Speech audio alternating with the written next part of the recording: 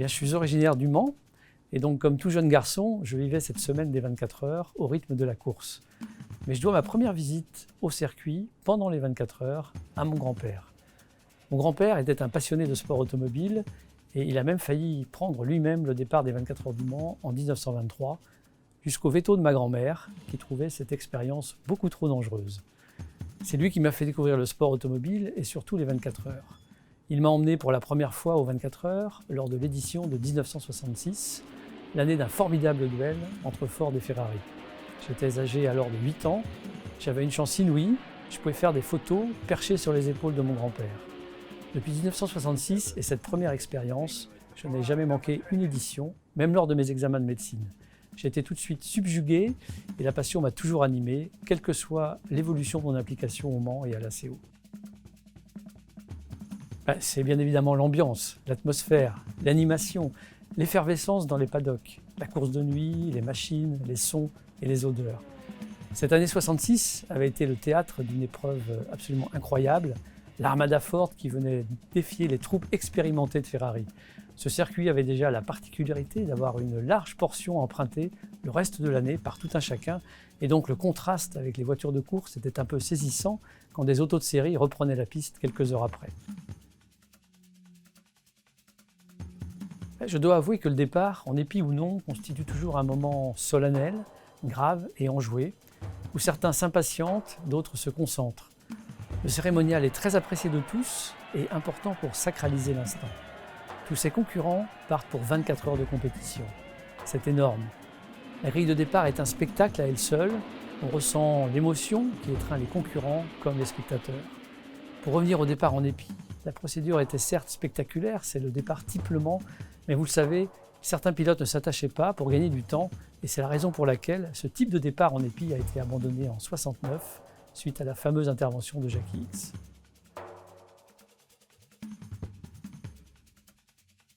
Oui, on retrouve cette ambiance et c'est un des moments forts de Le Mans classique sur les premiers plateaux, les plateaux 1, 2 et 3, où on reconstitue ce départ en épi. Après, les pilotes s'arrêtent dans la ligne droite d'une audière pour attacher leur ceinture. Et c'est un grand moment et j'ai eu l'occasion de le prendre à plusieurs reprises, au volant notamment de la Lotus Elite. Et quand vous êtes sur la piste, avec tous ces pilotes qui sont à côté de vous, avec les spectateurs qui sont derrière, c'est un moment à la fois de fête, mais un moment de concentration. Donc c'est un grand moment et ça fait partie des moments forts de Le Mans classique. Oui, ce souvenir est très précis. Il est gravé dans ma mémoire. C'était en 2004, au volant d'une Chevron B8. J'avais été très ému. Je me souviens très bien être sorti des stands, être monté vers le Dunlop. Et là, alors que j'attaquais la descente, je me suis fait doubler par une Ford GT40. Je me suis trouvé projeté dans une autre dimension, irréelle. Un petit peu comme si je me réveillais soudain dans un jeu vidéo avec des voitures prodigieuses. Et à la sortie du tertre rouge, quand je suis entré dans la ligne audière avec cette ligne droite devant moi, j'avais les larmes aux yeux. Ça a été un moment très fort. J'ai réalisé ce jour la chance que j'avais. Enfant, j'avais toujours rêvé de courir les 24 heures du Mans. Bien sûr, là, je ne faisais pas les 24 heures, mais j'y étais quand même un peu. Tout au long de cette première ligne droite, des prototypes m'ont doublé, mais ce n'était pas grave. Au contraire, j'ai savouré pleinement cet instant. C'était à la fois impressionnant et grisant. Et à cet instant, l'histoire du circuit et la mienne, avec ce circuit, cette course s'entremêlaient.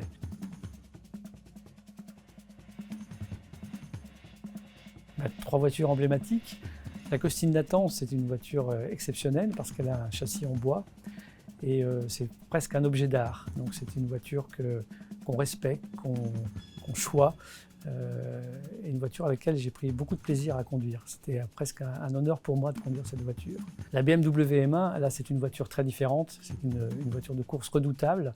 C'est une voiture qui n'a pas pris une ride. Si on la retrouvait avec une boîte de vitesse au volant, elle serait aussi efficace que les voitures d'aujourd'hui. J'ai pris beaucoup de plaisir avec cette voiture qui avait une tenue de route absolument exceptionnelle. Enfin, la Lotus Eland 65, c'est une voiture très différente, une voiture peu puissante, très légère, mais on s'amuse beaucoup avec, elle est extrêmement vivante. Alors on se traîne un petit peu en ligne droite, mais dès qu'on arrive au freinage et dans les virages, on reprend des voitures beaucoup plus puissantes, donc c'est un vrai bonheur. Mais le pilotage d'une ancienne, tout dépend de ce que vous appelez ancienne. Parce que les principes élémentaires mécaniques restent identiques. Les outils, la technologie diffèrent. En fait, il s'agit toujours de veiller à placer ses roues au bon endroit, sur la bonne trajectoire. Mais au volant d'une ancienne, on vit un peu comme une leçon d'histoire de l'aventure automobile. C'est une immersion dans la légende. Il faut sans doute plus faire corps avec sa machine, plus être à l'écoute, plus la respecter peut-être. Dans une moderne, des outils peuvent prendre le relais. Dans une ancienne, vous êtes le seul guide. Et puis encore une fois, vous maniez un monument d'histoire, de technologie, d'aventure. Et cela, on en a bien conscience au volant. Des images de pilotes, de courses, de bravoure vous reviennent en mémoire lorsque vous pilotez ces anciennes. Vous êtes assis à la place de légendes parfois, des Jackie X, des Henri Pescarolo, des Doreg Bell, et j'en passe. Je devais être au départ de Le Mans Classique 2020. Je devais être sur une Lotus Elite et sur une Porsche 904, une voiture absolument magnifique. Et normalement, si tout va bien, je serai présent en 2021 sur ces voitures. Écoutez, c'est difficile de choisir, il y en a tellement que j'aimerais piloter, mais peut-être qu'en ce moment, je vous dirais la Peugeot 905. Il y a des cycles parfois, et peut-être c'est lié au futur règlement, Le Mans Hypercar et Le Mans Daytona Hypercar.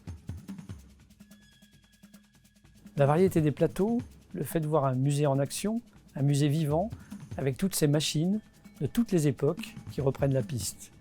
Elles poursuivent leur aventure sur leur terrain de prédilection. C'est émouvant, toujours. Elles renouent avec leur histoire, gloire ou non. Ajoutez à cela l'engouement du public de tous les âges et la boucle est bouclée. C'est l'histoire des 24 heures en mouvement, avec des odeurs, du son, des couleurs, de la vie. Le passé témoigne des progrès accomplis et des futurs à venir. C'est une sorte de relais permanent.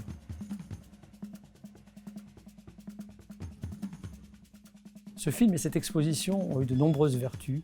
Les spécialistes ont revisité cette période et les non-spécialistes de la course automobile ont adhéré à l'aventure humaine, aux défis, aux valeurs de la compétition.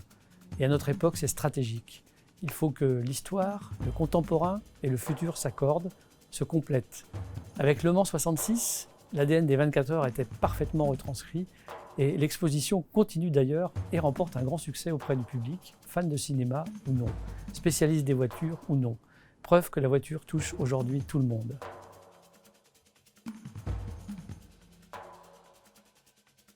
Et bien évidemment, toutes les équipes de la CO travaillent depuis quelque temps déjà à cet événement qui fera date. Mais je garde encore secrètes toutes les festivités liées à ce centenaire. On n'annonce pas son cadeau à quelqu'un qui fête son anniversaire, on lui garde la surprise et aussi nous réservons toutes ces surprises à nos fans, à notre public. Ce centenaire est crucial pour la CO car il est la preuve de la pérennité de notre club, de sa vision, toujours d'actualité. Alors vous pouvez compter sur la CO pour honorer dignement ses 100 ans.